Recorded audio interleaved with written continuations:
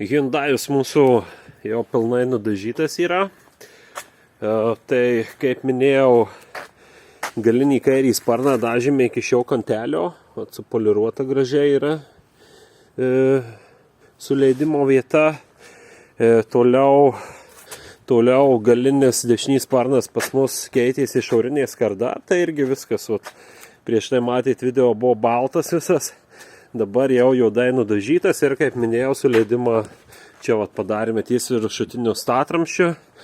Perima iš seno dažo į naują.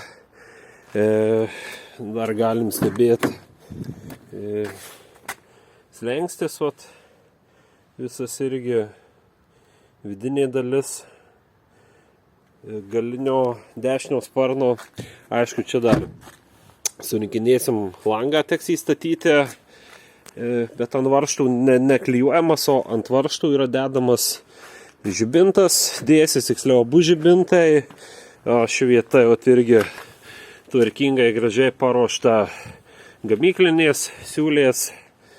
Ir bagažinį dar parodysiu jums, kaip minėjau, mūsų galinis bamperis nudažytas ir 4 parkavimo davikliai, kuriuos montuosime galinį bamperį šiam automobiliui.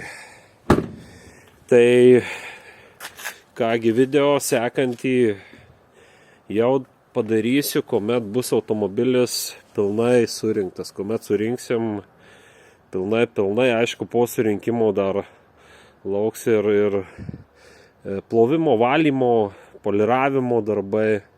Bet jau mūsų etapai po truputėlį visi juda kaip ir į pabaigą ir manau, kitos savaitėje jau mūsų šis Hyundai i30 projektas bus baigtas. Tai tiek.